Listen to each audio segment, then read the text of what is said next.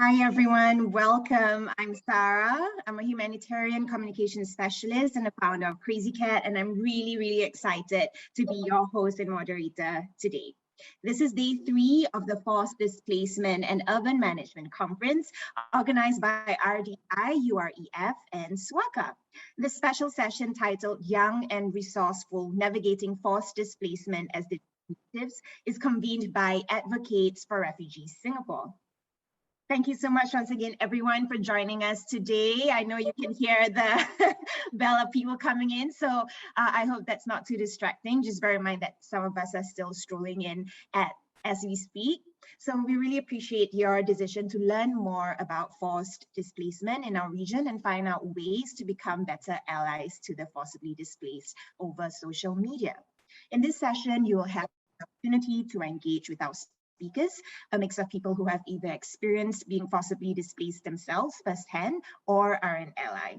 They have made their impact online as well as in real life. Their digital movements aim to create a more just world. We hope that this session encourages you to share these digital movements and create social change in your own way. And before we introduce our schedule today, I'd like to go through a short administrative briefing and share also the ground rules for our session. And you'll see that on the screen right now. So if you need technical help, please use the direct message function in the chat and reach out to our technical support team. You can either message Judah or Hanisa. You'll see tech in front of their names. And now for some ground rules. So please keep your microphone muted to help minimize disruptions. Instead, please type any questions that you have or thoughts in the chat box. And please respect our speakers and our other participants at all times. We have zero tolerance for any rude or insensitive remarks in this session. And if you break this rule, we won't hesitate to remove you from the session for the safety of our speakers and also our participants. This event is for registered participants only, and to ensure the safety of our speakers and participants, please do not voice or screen record any parts of this session. We are only recording this session for the purposes of archival and not for publishing. Instead, we will release a post-event article in a couple of weeks. And I'd love to introduce our schedule for today. So we'll start with a simulation activity, which is a really interactive session, and we highly encourage everyone to participate. And after that, we'll move on to hear from our wonderful and inspiring speakers. Next, we'll send you off into breakout rooms for what I hope will be a really engaging discussion for everyone. There will be a facilitator as well as a speaker in each room. Finally, you'll return to the main room for a persona quiz, followed by closing remarks. Just want to share and highlight that this session is intended to be interactive, and I really hope that all of you can participate actively to have the most fruitful and meaningful experience. And now I'm very happy to introduce the first activity, which is the simulation activity. So the purpose of this simulation activity is to gain some insight into the challenges that forcibly displaced persons face in Southeast Asia. No two refugee or asylum seekers' experiences are the same. In this activity, you need to put yourself in the shoes of a male refugee from Myanmar who needs to find a job in Malaysia. You'll be given prompts on the screen to reveal more information.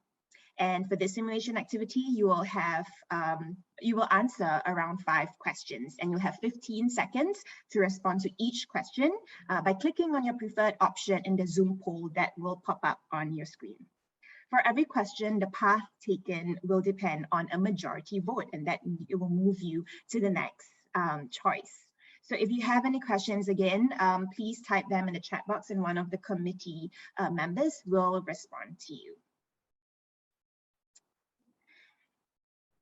So we'll soon begin this very exciting simulation activity, and just want to share again that this activity, for us joining and participating, there are no real consequences, but just to bear in mind that these are some of the choices that or paths that really most of refugees and asylum seekers actually have to go through, and they would have to make these hard choices. So in the next slide, you'll see that you're a refugee from Myanmar now living in a Malaysian city. And finding work has always been hard, and keeping a job precarious. When you hear that you've lost your job, How do you feel? And what are you afraid of? What will your next step be? So do keep these questions in mind as we move through each step. And there'll be an opportunity to share them and discuss when we reach the end of the journey. So without further ado, on to the simulation activity.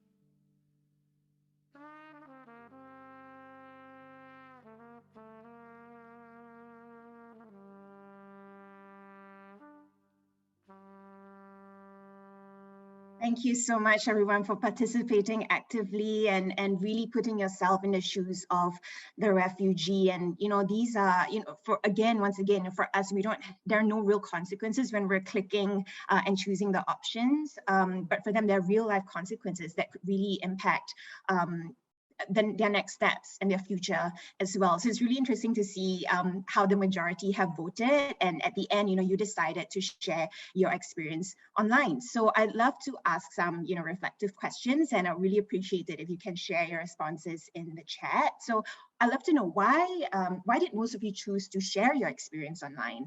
After you have agreed to apply the job and declare your status, and you've been rejected after. So why did you choose to share your experience online? What would you share about online? So it would be so great if you could type your responses in the chat box, and I'll have a look and see if anyone has shared any thoughts.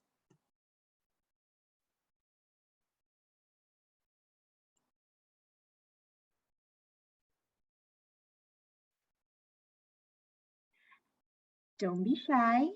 Any thoughts at all? We'd love to hear what, motivated you, I guess, or pushed you to make those really difficult choices. We'll hear some of those thoughts directly from our speakers, some of our speakers later, not some of the choices and decisions that they've had to make along their journey, but just based on this activity. Does anyone want to share your thoughts, and how you feel? It doesn't have to be about, or maybe even why you pick some of those choices, but what are some of your thoughts and reflection, having to think about what some of these refugees and asylum seekers have to go through? No thoughts? You're all really shy. Okay. Yeah, some of you are saying, you can't really imagine what the refugee or asylum seeker has to go through. That's right. I think I feel the same way as well. I've previously in my past job, I was a documentary producer as well, and I produced a documentary featuring asylum seekers and refugees who were on their journey and detained and stuck in Indonesia. And as someone who born and bred in Singapore, it's hard to really understand what it's like for them and what they have to go through. These are, we're so privileged being here, and I think for me personally, I've just decided to recognize that I have a voice, and I like to think that I'm an ally and an advocate for refugees, but I'm sure we have, I have blind spots too, and that's why I'm really grateful for this session, to really learn more from the speakers themselves later. So yeah, some more thoughts. Social media is now half the battle, and it's not without risk. We have also to be ready for any consequences, positive or negative. But again, sometimes internet does its magic. I completely agree. Social media is a double-edged sword, right? It is a platform, a free platform for us.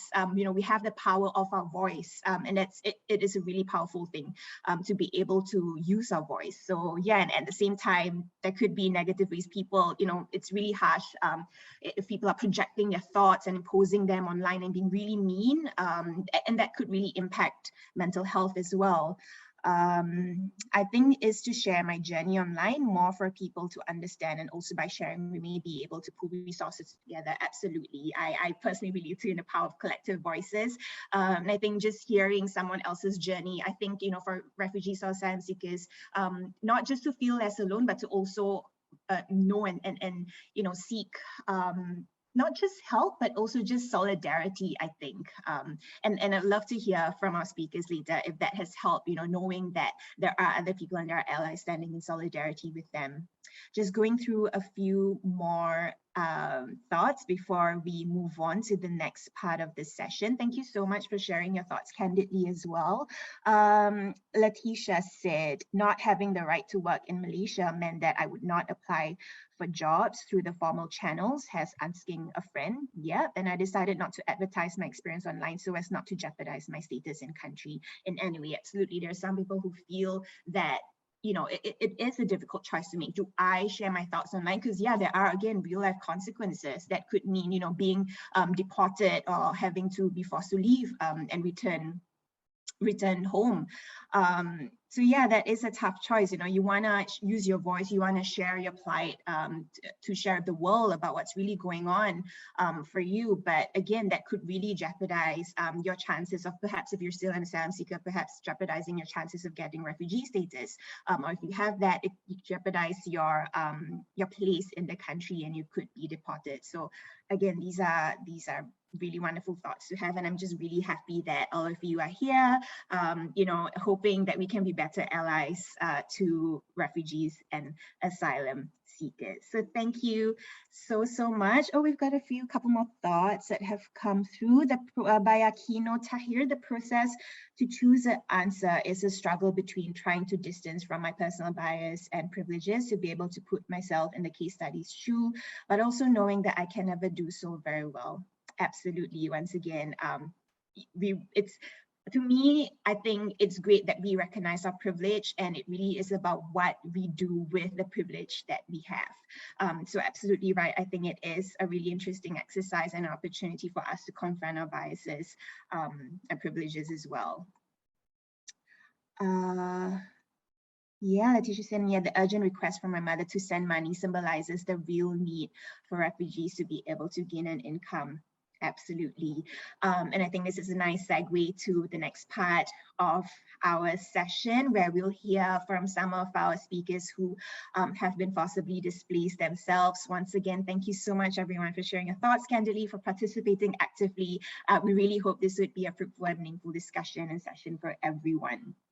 So in the next part, we will hear more from our 4 speakers, Moshgan, Farouk, Hassan, and Yantin. Each speaker will have about 5 minutes to speak and share. And again, if you have any questions during their sharing, you may note them down and you can have the opportunity to ask them later during our breakout room discussions. And first up, we have Moshgan Moravizadeh. In 2013, Moshgan moved to Indonesia with her parents and younger brother. Over the next few years, she became increasingly involved in supporting refugee communities. Moshgan is the co-founder of the Refugees and Asylum Seekers Information Center, a member of the Jakarta Refugee Network, and also a founding member of the Jakarta Refugee Advocacy Network, which coordinates multiple programs in support of refugee communities, including hygiene and food packages, eye and dental care clinics, connecting individuals with medical assistance, and responding to legal aid inquiries. Hi, Mushkan. I'm really excited and honored to welcome you here, and really excited to hear your story. The floor is yours.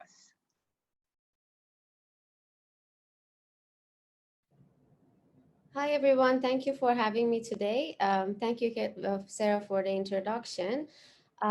Because you already explained some of the background, I'm not going to talk too much about the programs that we run at RAIC. As you mentioned, I left the country in 2013 with my family. Before that, we had a quite comfortable middle-class life. I really didn't have any problems at all.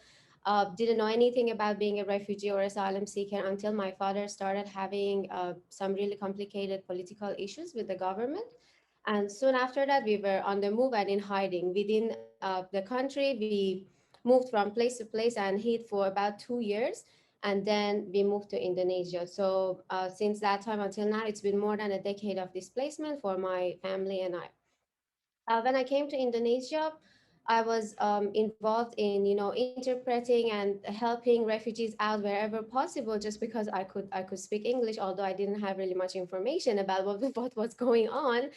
Then I started, getting to know organizations here in Indonesia and got more and more involved in refugee advocacy and just generally providing information for the community. When it got so overwhelming, I started thinking about, doing it in a more in an easier way. So we decided to put all the information in one place, and uh, a little bit after that, RAC started.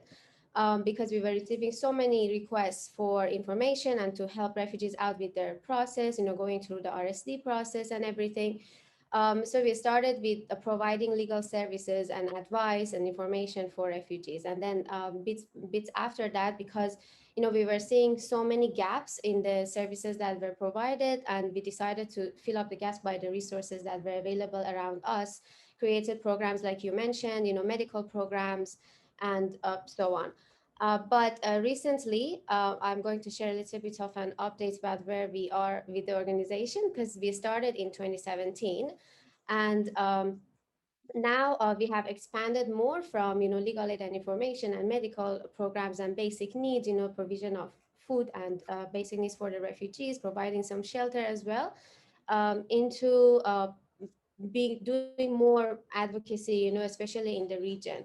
So now REIC is part of a coalition and initiative of 6 organizations that are located in different countries, and we are trying to advocate more and work more towards bringing more resources and funding and everything into the hands of refugee leaders across the globe, because we are thinking that, when refugees lead, they know their communities best. They know where the needs are specifically. Usually they thrive and everything just works much more, much smoother that way. So what we are doing is we are advocating more for this, and we are trying to just bring more resources, and we are doing this by having a few strategies, one of them being breaking down the barriers for resources and funding, especially to RLOs, because usually refugee-led initiatives or organizations have lots of barriers to access resources and funding in the first place. So we are trying to break some of those barriers, and also by uh, supporting other RLOs by capacity building and providing any support that they might need to be able to be ready to absorb those resources and start working within their community. Um, we added a few other programs to REIC, which I'm very proud of. One of them being a mental health program that is developing really nicely to, bring more coping mechanisms into the refugee community, especially mental health being a big stigma, in a lot of the communities. We are bringing all of the resources, such as psychological first aid and the peer-to-peer counseling model into the community by, group therapies and supervision. The other program that we are running recently is providing resettlement opportunities as well through a private sponsorship programs to other countries. Um, that's generally it about it. And we are doing lots of talks like this and advocacy, across different platforms. And if you want to know more about, the type of works we're doing and hear some refugee voices and real life experiences, I have a podcast. It's called The Wait Podcast. You can search it on any podcasting platform, like Spotify or anything else. And also you can go directly to the website, thewaitpodcast.com, and have a listen for yourself. It's my personal life and stories, as well as so many other refugees and experts. So it will give you a really good insight into what's happening in the refugee community and what are the impacts of the policies around it. That's it for me. Thank you for having me. Wow, Mushkan, thank you so much for sharing your journey and all that you've been doing since you've been in Indonesia. I think, really thank you for your courage, for speaking out, and for all that you do. I mean, you are breaking barriers, and it's so, I love the idea of capacity building for other refugees as well, because then they will continue that cycle of strength, I think, from, and sharing of what's really going on in the world and how others can help as well. Thank you so much for all the work that you do. And up next, I am really happy to introduce Muhammad Farooq. Farooq was born in Myanmar, but with his parents, they fled Myanmar along with 250,000 other Rohingya to Bangladesh in 1991 to escape persecution by the Burmese military. The family registered as refugees by UNHCR and the government of Bangladesh in 1992 and have been living in refugee camps ever since. Refugees in Bangladesh, as many of us know, do not have the freedom of movement and access to formal education. So Farooq's parents established private tuition classes in the shelters where they live to continue teaching. In early 2020, last year, Farooq's younger brother, Omar, along with 2 other colleagues, founded the Rohingya Film School in early 2020 to build awareness of COVID-19, making documentary videos on Rohingya cultures and history, as well as interactive educational videos. Unfortunately, in May last year, Farooq's brother Omar died of a heart attack, and the school was renamed as Omar's Film School to acknowledge his contribution to the community.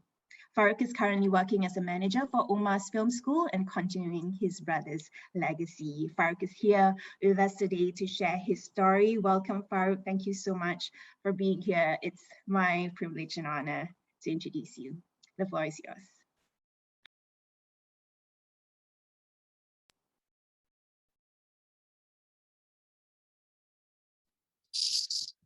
Good morning to everyone. It's an honor for me to be in this sessions and say something about the refugees in Bangladesh Rohingya refugees camps.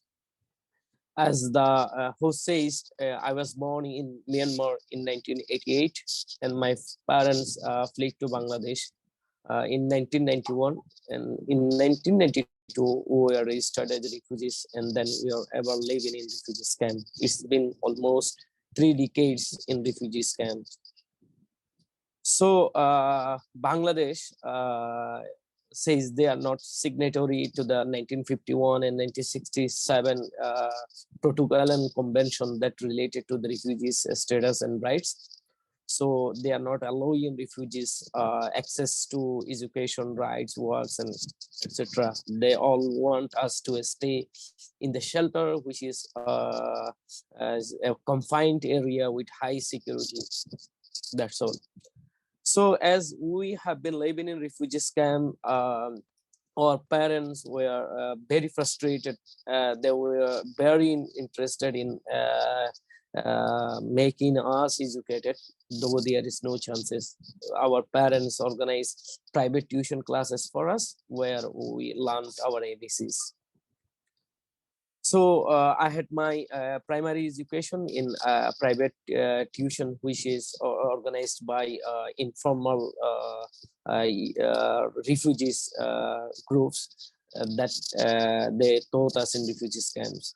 So in 2005, I myself becomes a teacher, though I didn't have any graduation. I didn't have any formal schoolings. Whatever I learned, whatever I have, I become a teacher to continue the legacy of our Rohingya youths that they started. So in 2012, I first became interpreter for the foreign news agencies, where they were covering some stories about the boat people, that some of the Rohingya were forced to go to Malaysia and Australia by boat. That the life of being an interpreter began in my life.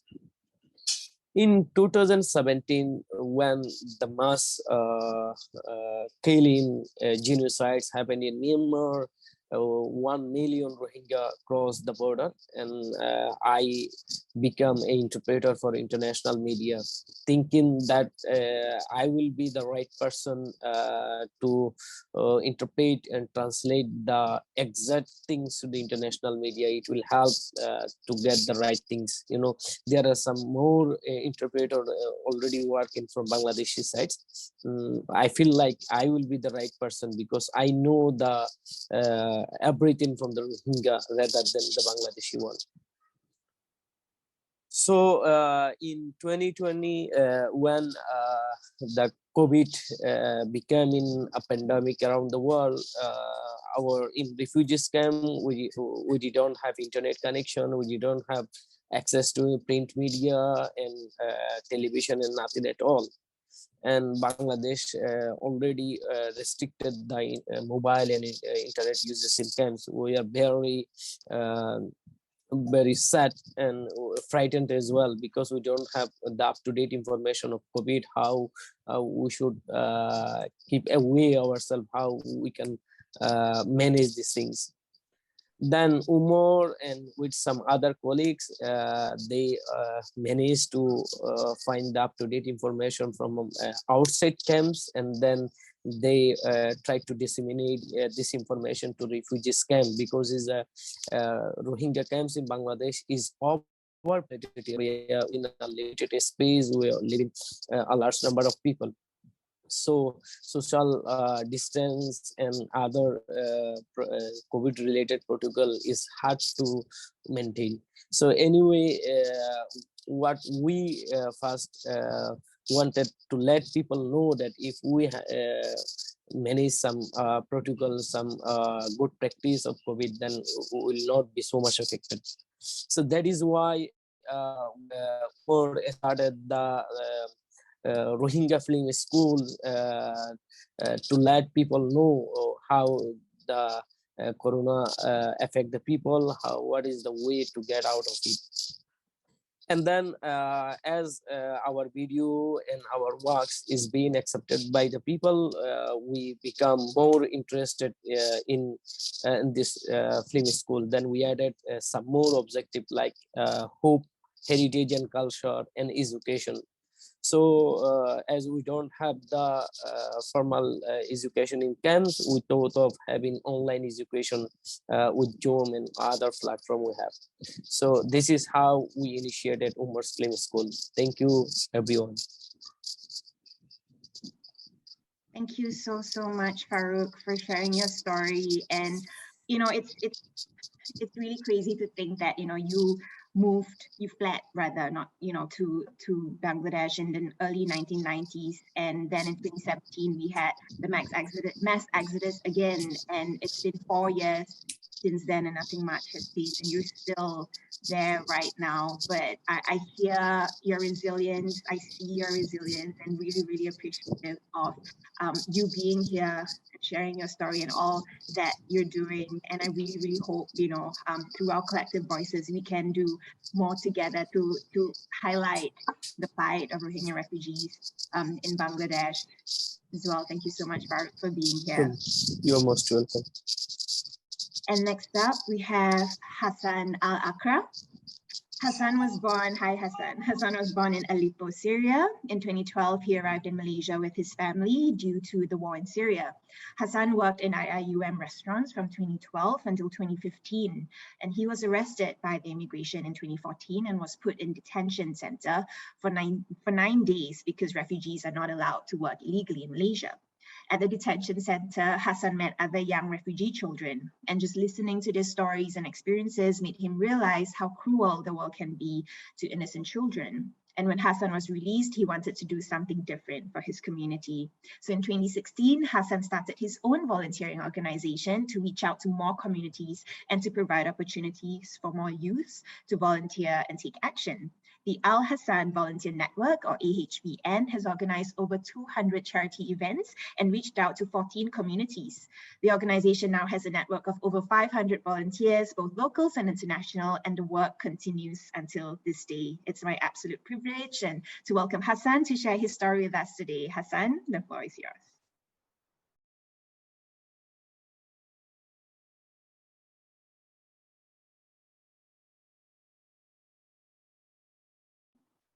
You can unmute yourself.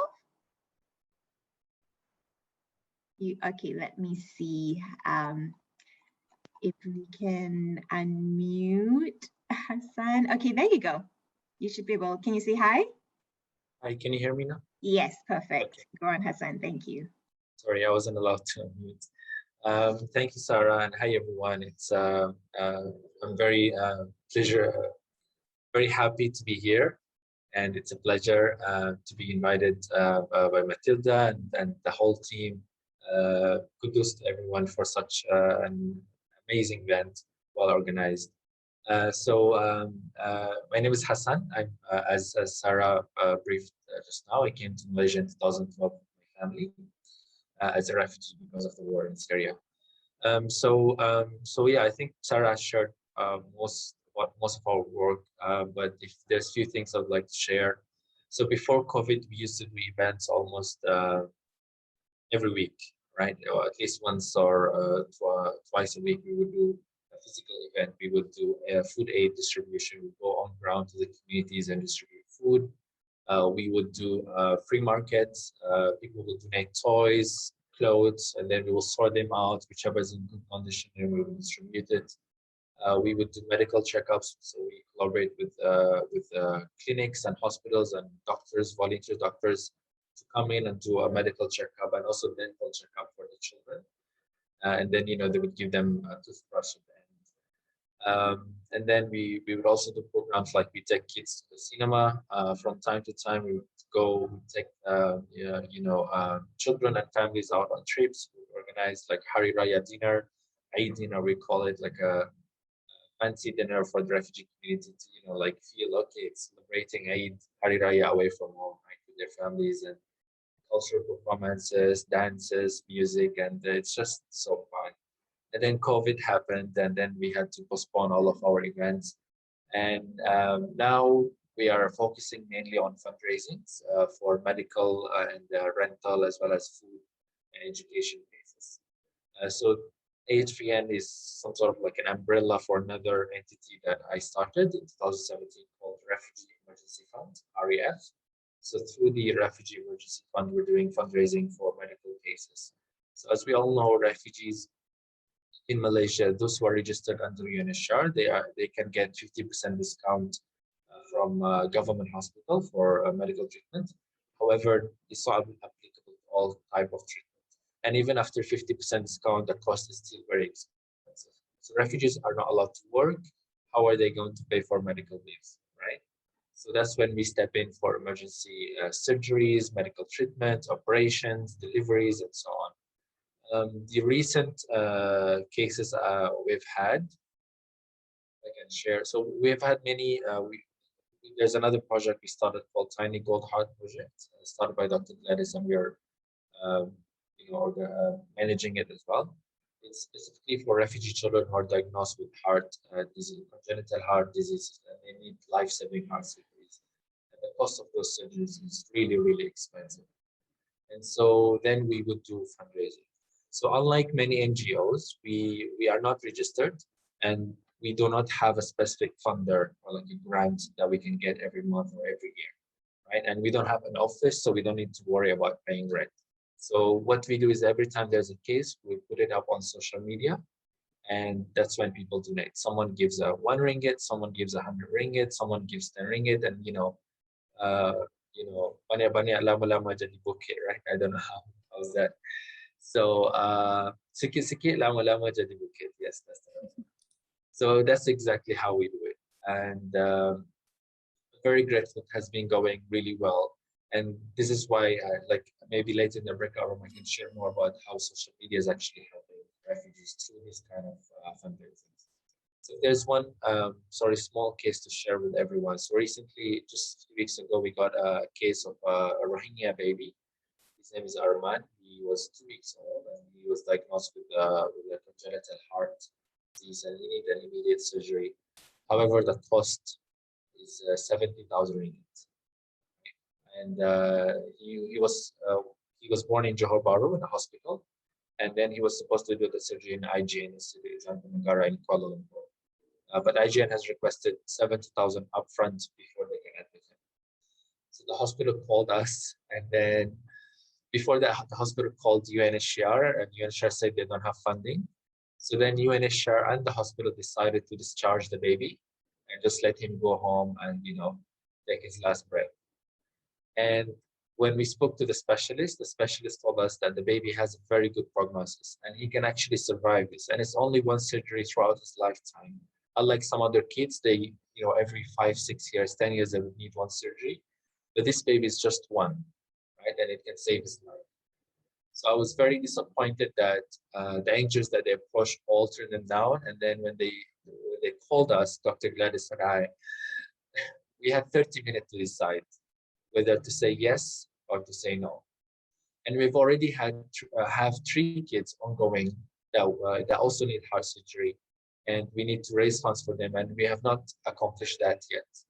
So if we take in another one, it's just going to add on to the burden of us and the donors, and we feel so embarrassed asking people for help.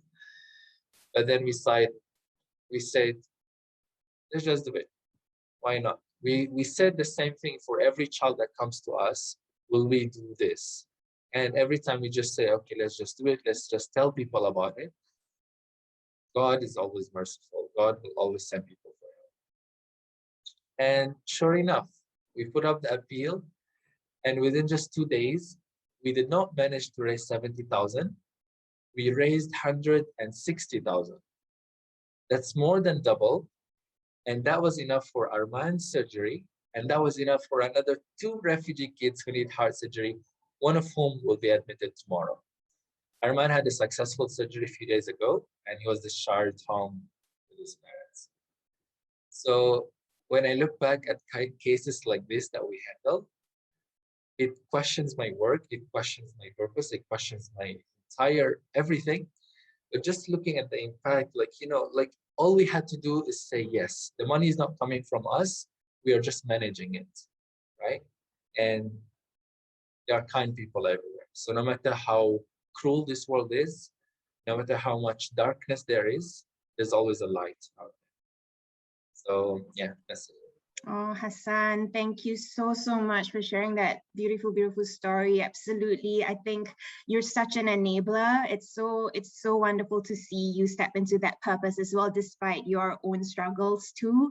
But thank you for your light. Thank you for sharing it. The world is a much better place because of it. I'm really, yeah, that was such a wonderful story. I'm tearing up. I'm also a very emotional person. So yeah, thank you, Hassan. And that's it. We'll later break out into the other rooms, and we can learn more about the power of social media and our collective voices and how we can actually affect change. And now I'm very happy to introduce our final speaker, Lynn Yantin. Yantin is a senior producer at Our Better World, the digital storytelling initiative of Singapore International Foundation. She joined Our Better World in 2017 and leads the content for its series Refugees, Displaced, Not Discouraged, which seeks to create narratives driven by refugee voices and highlight their courage and strength. Before joining Our Better World, Yantin was a journalist at Today, which is an English language daily in Singapore. I'm really happy to welcome Yantin. Thank you so much for joining us today. The floor is yours.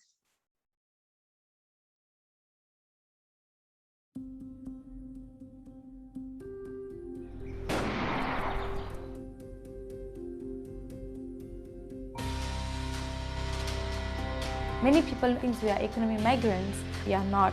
We are refugees. We have been fleeing our country to save our life.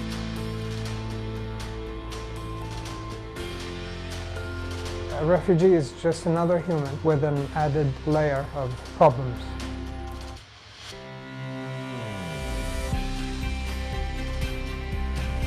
عارفة إنه أي إنسان لو جيرانك دق عليك عندنا أو أنت دقيت عليهم أو هم دقوا عليك إنه في تبادل بالحياة. To be able to share experiences is one of the most important things about human connection and provide that level of equality and opportunity for everyone.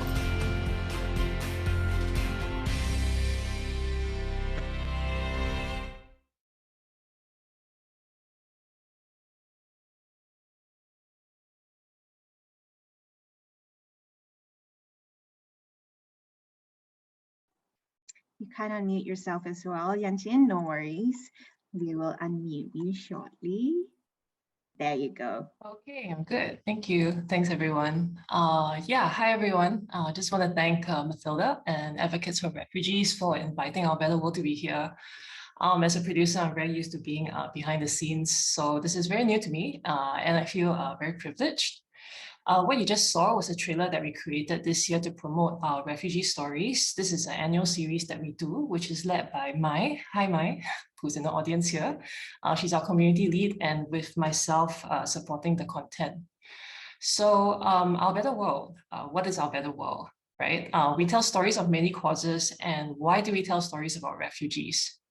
After all, we're not a news outlet, and no one comes to Our Better World just to hear that this is happening, this is an important issue. There are many platforms where you can go for such stories and information.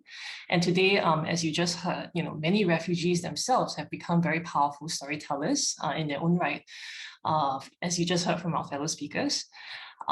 So I guess for us as a platform, it comes down to the basics, that everyone deserves to be treated with respect and to live with dignity. We believe very strongly in that. And we are storytellers. So we advocate for this principle through the power of storytelling. So our stories, what do we actually bring to the table? I guess for many of us who are not refugees, the issue of refugees is a very big one, and one that is overwhelming to the point that at the beginning, you might not know where to start, what to do, right? So at Our Better World, what we do is that we look for stories that show what is being done at a community level, at a level where everyday lives are being led. You know, we tell stories that show a way forward, stories that show very small steps that people can take, led by refugees and non-refugees alike.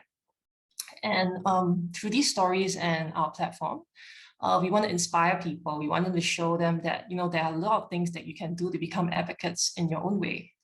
It doesn't necessarily have to be overwhelming. And also by choosing to tell these stories, we want to stand with refugees in friendship and solidarity and against any form of hate. We are definitely not experts on this topic, you know, but we want to help to spread awareness of those who are and those who are empowering refugees and getting them the help that they need. So the first story that we told about refugees was actually about Hassan. Hello, Hassan, in 2017. Big shout out to Hassan for inspiring us to, you know, getting us on this path and inspiring us to stay on this path, right? 4 years on, 12 stories later, the experience has changed us as a team deeply. We have learned a lot, not just about creating respectful and empowering narratives, but also walking the talk behind the scenes. You know, we've learned from mistakes. You know, everyone makes mistakes when we're telling stories, and we've become ever more careful to never put a story before the people to whom it belongs, right? And more than ever, we want to put storytelling in the hands of our refugee friends themselves. This year, for the first time, we commission writers who are refugees to write essays for us in partnership with the Archipelago, which is a collective of migrant and refugee writers, many of them based in Indonesia. And we hope that this growth and this change in perspective is something that we can share with more people. So before we end off this part, let me briefly elaborate on Our Better World. Like for those of you who are still wondering who we are, like Sarah said, we are the digital storytelling platform of Singapore International Foundation, which brings communities together to do good through volunteerism and so on. We've been around for 9 years. We've been telling stories of nonprofits and social enterprises doing great work in Asia. And as a result, we have seen awareness, volunteers, more donations and support going to the story subjects that we have featured. So I really look forward to the breakout sessions where I can share more about this and, you know, ideas for how to engage people on digital storytelling for good. That's all. Thank you. Thank you so much, Yang Chin, for sharing that as well. Our Better World is an amazing platform. And yeah, I actually remember that video of Hassan all those years ago too. And that was a really impactful one. So thank you for all the work that you continue to do.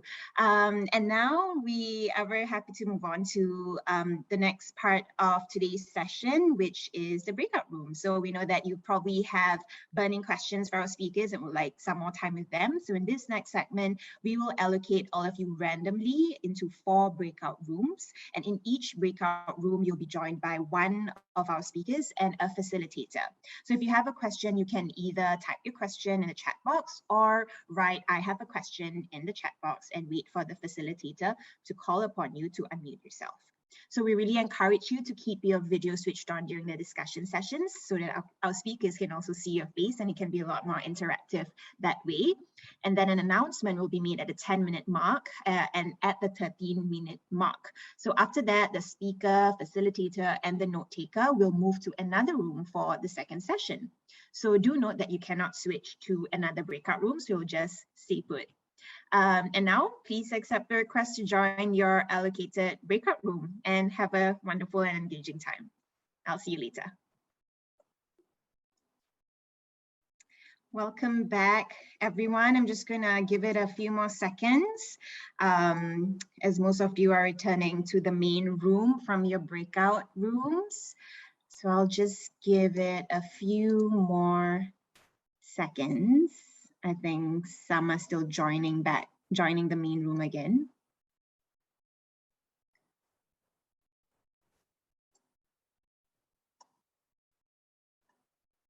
Okay, I really hope you enjoyed the time with our speakers and learned a great deal from the discussions. I definitely did. I was in 2 rooms as well with Hassan and Yan Tin and really learned 2 different perspectives. So I'll be sharing some of the discussion points from the different rooms in the closing remarks later. But before we move to the end of today's session, we'd like to invite all of you to try our persona quiz. So the persona quiz is designed to help you understand your strengths and how you can work with displaced communities. So you may actually access the link that was just sent in the chat, or actually you can use the QR code, scan the QR code on the slide now and use the next 2 minutes to complete the quiz on your own browser. And if you can't complete it in this time, no worries, you may also do so in your own time after the event. So yeah. We have 2 minutes to do the quiz and I'll speak again later. Okay, we have 2 minutes. 2 minutes is up. At the moment, I tried to do a quiz as well, but I think I've not received the results just yet, but it's all right. You can check it later. On the slide that's coming, you'll see some of the general characteristics of each persona. So here's how you can support refugees via your, through your own personality. So first, one of the personas is strategists. So strategists tend to be rational and pay great attention to details. Their self-assurance enables them to turn challenges into effective solutions. Or perhaps you're a communicator. With an imaginative and compassionate nature, communicators are usually savvy with using social media to advocate and raise awareness. Or you could be a community builder. Community builders are very perceptive and tend to have the right skills and resources to link people with organizations and communities. Or perhaps you're an educator. If you're well informed and you have an open-minded nature, educators know the issues very well and are committed to sharing important knowledge further. Or finally, you could possibly be an entrepreneur. Entrepreneurs are such resourceful and creative people. They know how to guide communities through identifying problems and creating solutions. So one of our committee members has just sent, if not already, the full persona report in the chat, and you can download it and read it after the session. Okay, I think it's already been shared. Yes, and now I'm going to move on to our closing remarks and just share quickly some of the key points from the different discussions in the breakout room. So they're really big discussions. I'm so happy to see that there's so many points to pick from, and there's so many, it's really great engagement. So first in room 1, we had Hassan Al-Akra, who was the speaker. So I was in his first room as well. So he shared about, when during low periods, whenever he was struggling, these are the times when he would actually practice self-care and he relies on his faith.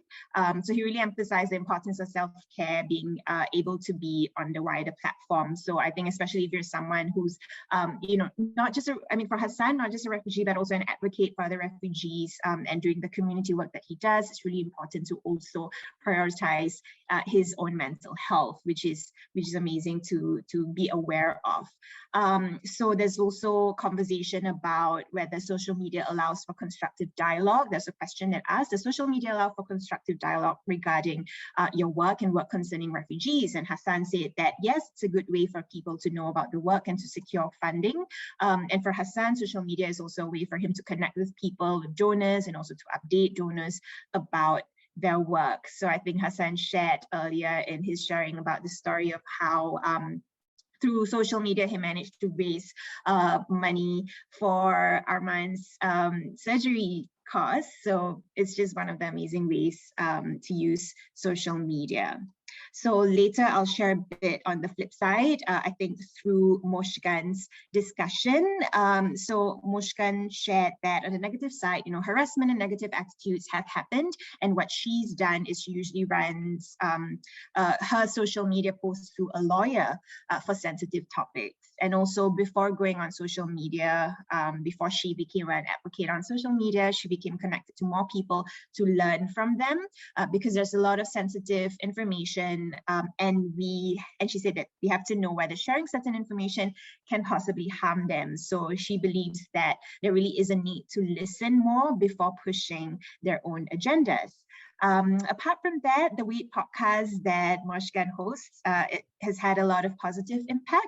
They're able to be heard all over the world, and they couldn't have reached them otherwise without the podcast. So refugees who've shared stories on the podcast have received life-changing opportunities like funding. So if you've not listened to the Wait podcast, you can search for it on the different podcast platforms. Next, in room 3 was with Farouk. So Farouk shared the importance of refugees and displaced people to share their own narratives. You know, for example, like international media outlets tend to highlight the crisis, the suffering, but you know, they may also want to show the happiness, the talent, expertise. So through hearing from the refugees themselves, you hear not just about their struggles, but about them as people themselves. So it's also important for them to have history, you know, documentation for their own future generations.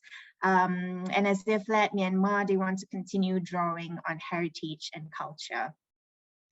So there's, Farouk also said that there's a call for audience members to be the voice. He calls for audience members to be the voice for refugees to the international community.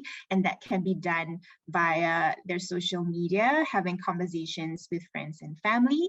Farouk also shared the importance of education. It's important to continue formal education, even though that's not allowed in camps. He's worried about becoming a lost generation and not knowing their rights. So he really believes that education can help with that. So that's some of the key discussion points through Farouk's sharing during the breakout room. And finally, room 4 was with Yan Chin. So through this, Yan Chin also shared that there were negative comments through some of the work that they put out on social media. And she said that it's expected, and thus you need to understand that they come, you know, they could come from a place of ignorance and not malice. So not all the time, you know, it comes from a place of malice. If it comes from a place of malice, then they would be removed and blocked. But if it's not, then they actually take the chance to engage with these people and enlighten them with the reality. So, you know, share facts. And they've also done Mythbusters to educate more about the situation and share them on social media.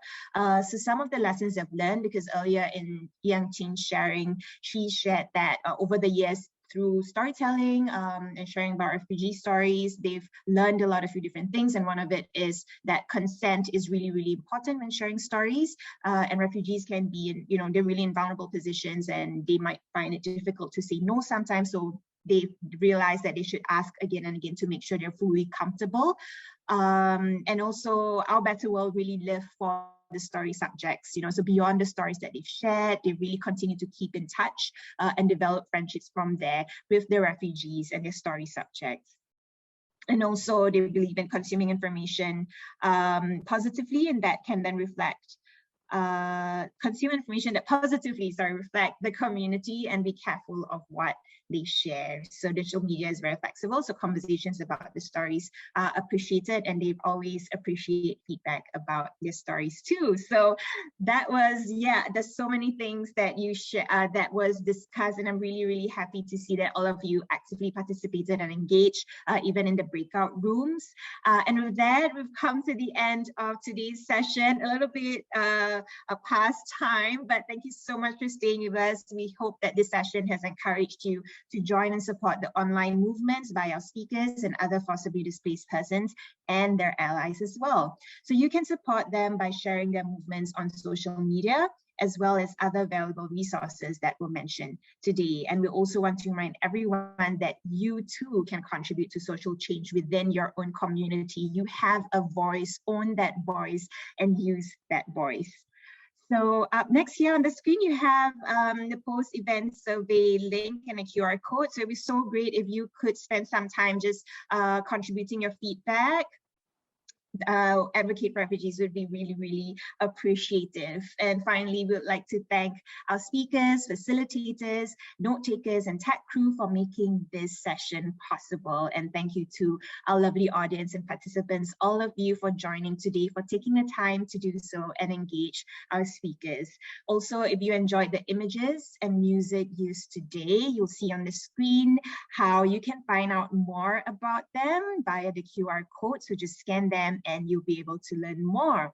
And finally, before I let you go, before we end this session, it would be so great if you can, if you're comfortable enough, to switch on your video so that we can take a group photo, a group picture.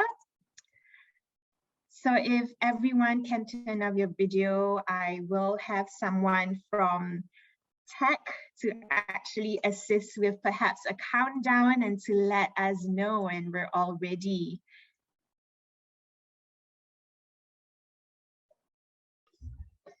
Yeah, hi everyone. I'll be doing the photo taking. So give us a few seconds. We're spotlighting all the speakers first.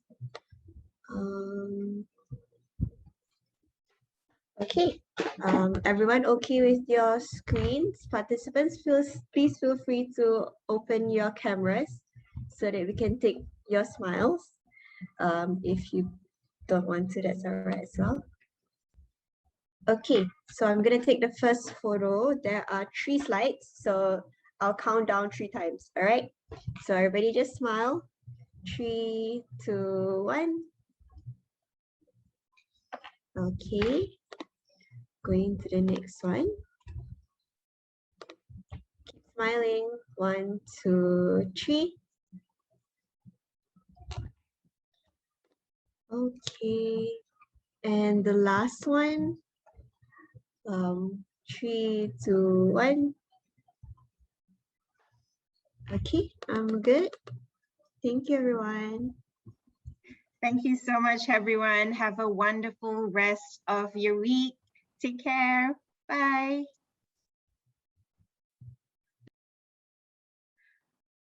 For the speakers, actually, we have some of the speakers left. For the speakers, if you can stay put, we'd like to take another picture together. Speakers, facilitators, note takers, everyone part of the team.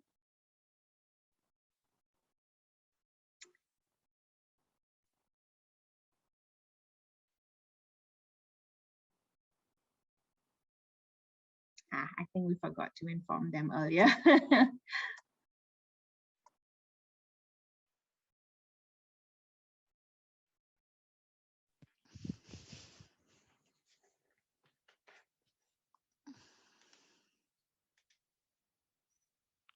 I think we are still removing people.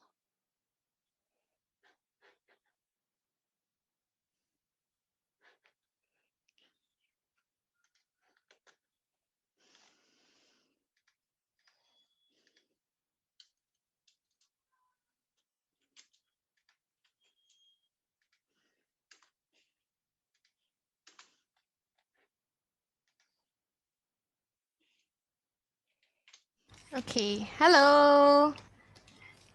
Hi, everyone. Thank you so much for staying behind and wonderful job, wonderful job. Give yourself a pat on the back. Thank you, thank you. I understand that we did run a bit behind time. So I think I don't wish to hold everyone further, but if there are any quick comments about the session later earlier, I just wanted to give the floor for people to share their thoughts. Yeah, not a long one, so just a quick one. How was the session? How was it for you? Please feel free to unmute and speak. Maybe I'll go around the room because I'll just call out names to see if we have any inputs. Yeah. So I think Moshgan is the first on my screen.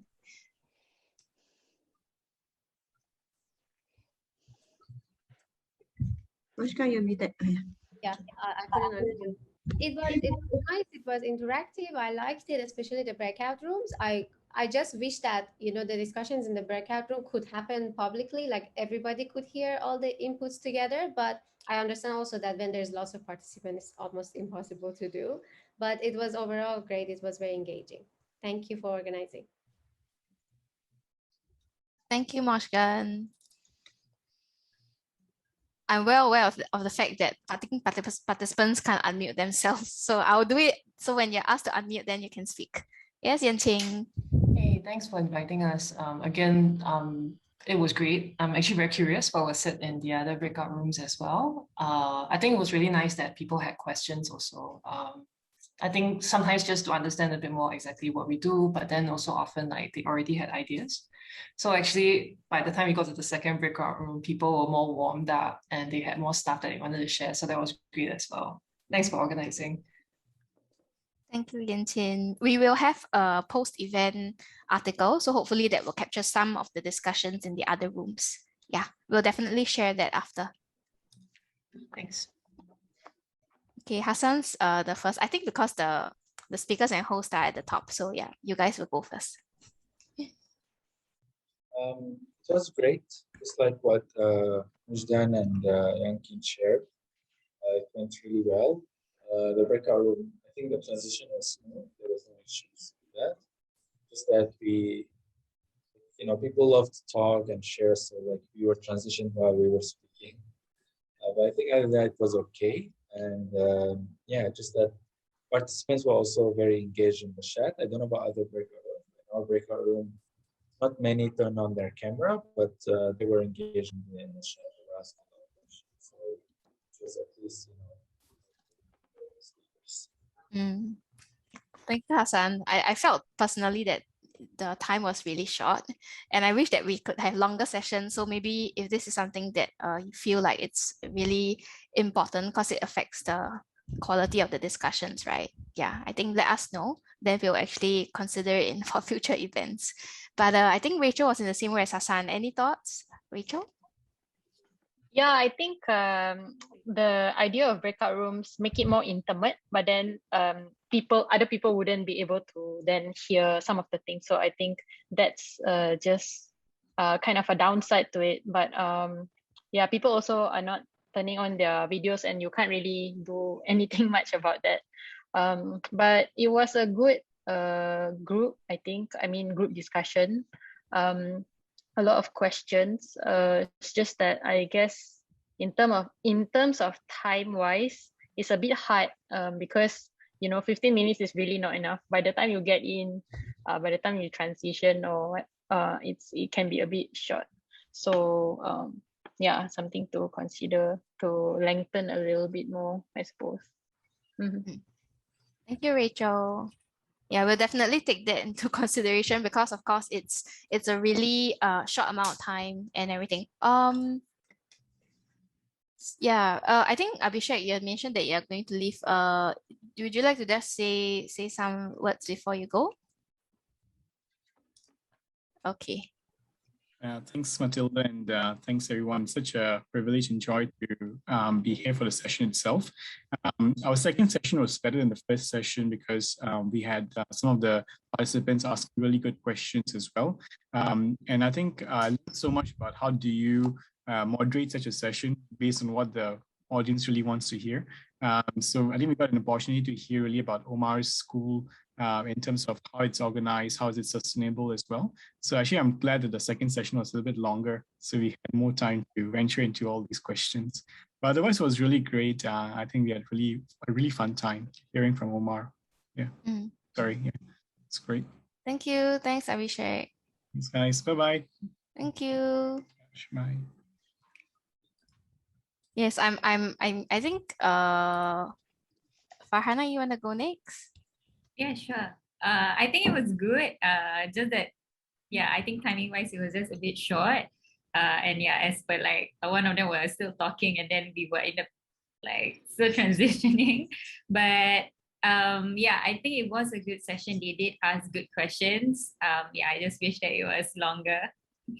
But really happy to have learned from all the speakers and from everyone. It was really a very meaningful session. So yeah, thank you for having us.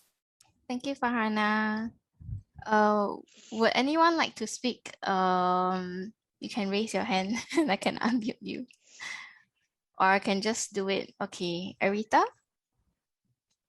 Hi, I think the session was really good. I was in Moshkan's room and it was very, very, very inspirational.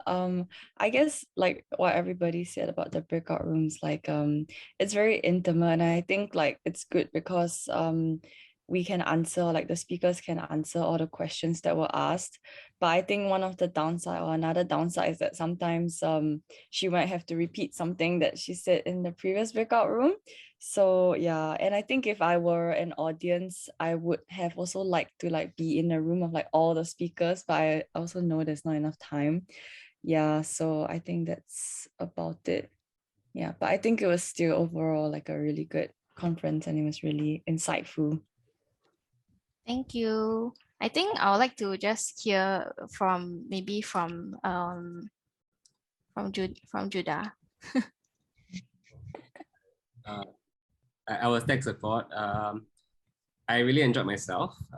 There were a lot of inspirational things that were shared. So I just felt that my heart was very full to see how many of them were so empowered to make differences and not stopping at that, but to inspire more people to be involved in the work. So very thankful for that. Yeah. Thanks for sharing. Thank you. Alexa? Hi. I really enjoyed hearing what Farouk had to say. Him sharing about his film school and the difficulties he experienced was very enlightening. Overall, I felt the session went pretty well. Like Abhishek mentioned just now, the second session went a bit better because there was more participation. But I think timing wise, it was quite okay actually for our breakup groups. I just wish I was able to hear the other speakers as well. Thanks, Alexa. I'm hearing really similar feedback, but I also want to let everyone have the chance to speak. So bear with me, there's just a few of us left. Maybe Ken can go next, and then Natasha. Hi, I'm a note taker for Yensin's room. So I think I don't have any more enriching feedback to give because I think everyone probably summed up my thoughts. But I think I would just like to share my appreciation for being able to be here because like in university, I read a lot about refugees and their plight, but to hear firsthand experiences and also to hear how like media is an intervening organization is really intriguing for me. So I'm glad that I'm here. Yep. Thank you. Thanks, Ken. I think just last person, Natasha. Okay, hi. I was the note taker for Hassan's room. I feel the same way. I feel that the discussion could have been a little longer, but overall I enjoyed it. So I'm going to leave the conference feeling empowered and inspired. Thank you. I'm really glad that we are all gaining positive energy from today's session, and that's also what I hope that we can leave the event with. So I will definitely follow up with everyone after, whether is it to do a debrief post session, but we don't want to take up too much of our time as well because I understand that being online it can be quite draining at times. So before we leave, can I request for everyone to have their camera switch on? Let's just take a group photo so that we can basically commemorate our time together today. I don't know if Caitlin has Caitlin doesn't have, but thank you, Caitlin, for putting on your photo for the picture. Professional photo on. All of us are also, different. Yeah, it's okay. Like we'll do Photoshop, we'll do some magic. Yeah. Okay. Hanisa, are you helping with that? Yeah, I'm good. There's only one screen. So everybody smile. 3, 2, 1. Yay. Okay. Okay, thank you so much, everyone. It's really, really my privilege. And on behalf of AFR, I just want to say thank you and also apologies if there are any shortcomings on our end. We'll definitely try to do better. I think every time we're learning from everyone, and I'm really, really glad that we had this past 2 hours together. So please be safe wherever you are because I know we are all in different places in Malaysia, in Indonesia. So please stay safe and please stay in touch and definitely connect on social media. I think one thing that we are doing today through our discussion is learning about all these different movements that each of you run. So please connect with each other. I think LinkedIn, Facebook, Instagram, I don't know what other platforms there are. I don't know if anyone's on TikTok, I'm not, but it's a cool platform to test out as well. So maybe we'll get like the next TikTok, activists for refugees someday. So take care, everyone. Have a good afternoon and hope to see you around soon. Bye-bye. Thank you. Bye, Thank everyone. you. Bye, everyone. Take care. Take care. Hello. Hey, everyone left. Richard also left. No, I stayed. Yeah, it's just